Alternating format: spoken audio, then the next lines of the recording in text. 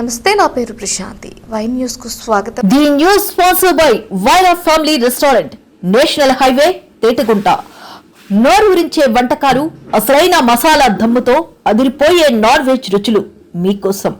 విచ్చేయండి Vaira family restaurant, national highway, Tetagunta, Tuni మండలం, కాకినాడ జిల్లా. Doctor Ambedkar Konaseema జిల్లా ఆలమూరు మండలం చింతలూరులోని శ్రీ నూకాంబిక అమ్మవారి ఆలయంలో 30 లక్షల వ్యయంతో చేపట్టనున్న అభివృద్ధి పనులకు కొత్తపేట ఎమ్మెల్యే బండారు సత్యానందరావు శంకుస్థాపన చేశారు. దేవస్థాన నిధులతో చేపట్టనున్న ప్రదక్షిణ మార్గం, క్యూలైన్ ప్రాంతాల్లో కాంక్రీట్ పనులకు భూమి పూజ నిర్వహించి శిలాఫలకాన్ని ఆవిష్కరించారు. ఆలయానికి విచ్చేసిన ఎమ్మెల్యేకు ధర్మకర్తల మండలి సభ్యులు, ఆలయ ఈవో పూర్ణ కుంభంతో స్వాగతం పలికారు. అనంతరం అమ్మవారిని దర్శించుకుని ప్రత్యేక పూజలు నిర్వహించారు. ఈ సందర్భంగా ఎమ్మెల్యే మాట్లాడుతూ ఆలయానికి వచ్చే భక్తులకు మెరుగైన సౌకర్యాలు కల్పించడమే లక్ష్యంగా అభివృద్ధి కార్యక్రమాలు చేపడుతున్నట్లు తెలిపారు. ధర్మకర్తల మండలి, ఆలయ అధికారులు, గ్రామస్తులు, భక్తుల సహకారంతో ఆలయ అభివృద్ధి పనులు వేగంగా కొనసాగుతున్నాయని చెప్పారు. ఆధ్యాత్మిక వైభవాన్ని పెంపొందించే దిశగా ప్రత్యేక కార్యక్రమాలు అమలు చేస్తున్నామని పేర్కొన్నారు.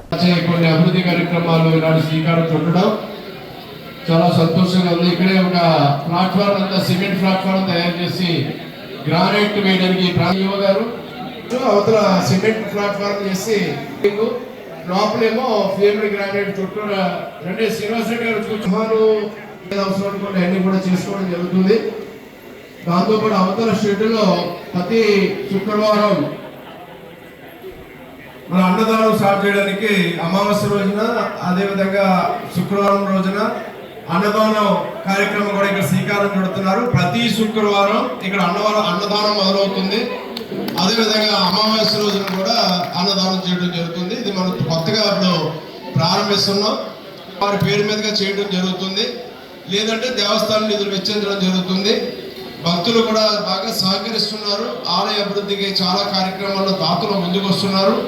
ఇక్కడ అన్నదానానికి కూడా ఎవరైనా వారి ఇంట్రెస్ట్ ఉండి వారు చేపడతానంటే రోజుకి ఒకరి పేరుగా చేయడం, వారం ఒక పేరించవలసిందిగా చెప్పట్ల రూపంలో మొదటి రోజు అన్నదానానికి అభివృద్ధి కార్యక్రమాలతో పాటు ప్రారంభిస్తున్నాం. మన అమ్మవారి నూకాంబిక అమ్మవారి యొక్క దేవాలయంలో రెండవ కార్యక్రమం కూడా చండీ హోమం కూడా ఆల్రెడీ 48 చండీ హోమాలు అమావాస్య రోజున ఇంతవరకు నిర్వహించుకోవడం జరిగింది. 49వ చండీ హోమం చేయబోతూ ఉన్నారు. రేపు 15న 49వ చండీ హోమం అవుతుంది. నెక్స్ట్ చండీ హోమం సరికి పూర్తి స్థాయిలో దేవస్థానం తరపునే యోగశాల నిర్మించి హోమకుండాలు కూడా ఏర్పాటు చేసుకుని దేవస్థానం సపోర్ట్ చేశారు. ఎవరు ఏ విధంగా భక్తులు ముందుకొచ్చి చండీ హోమం నిర్వహించుకోవాలన్నా సామూహికంగా కానీ వ్యక్తిగతంగా కానీ చండీ హోమాలు చేసుకునే విధంగా పూర్తి దేవస్థానమే ఇక్కడ ఏర్పాట్లలో కూడా దానికి కావలసినటువంటి వసతులు, ఏర్పాట్లు అన్నీ సమకూర్చి చండీ హోమాలు చింతలూరు నూకాంబిక అమ్మవారి దేవస్థానంలో భక్తుల సౌకర్యార్థం కూడా ఇక్కడ ఏర్పాటు చేయనప్పుడు ఈవో గారు నేను పాడడం జరిగింది. దేవస్థాన చైర్మన్ గారు అప్పారావు గారు, ట్రస్ట్ సభ్యులు, ఈవో గారు కూడా సుముఖత వ్యక్తం చేశారు.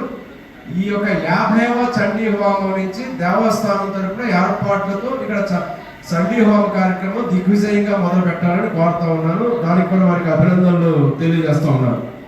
అదేవిధంగా ప్రతి పౌర్ణమికి కూడా అభిషేకం, అమ్మవారికి ప్రత్యేక అభిషేకాలు నిర్వహించే విధంగా ప్రతి పౌర్ణమికి అమావాస్య రోజునేమో మనం చండీ హోమం చేసుకుంటాం, పౌర్ణమి రోజునేమో అభిషేకం చేసుకుంటాం.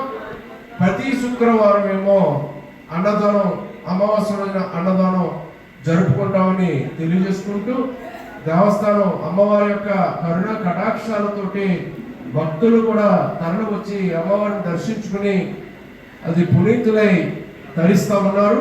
దీని యొక్క అభివృద్ధి కోసం అందరూ కలిసికట్టుగా దేవస్థాన పాలక మండలి, అధికారులు, గ్రామ పెద్దలు, ఎన్డీఏ కూటమి సభ్యులు ప్రతి ఒక్కరు కూడా అందరూ కృషి చేస్తామని తెలియజేసుకుంటూ ఈ కార్యక్రమంలో నన్ను భాగస్వామ్యం చేసినందుకు మీకు అభినందనలు తెలియజేసుకుంటాను. థ్యాంక్ యూ అంట.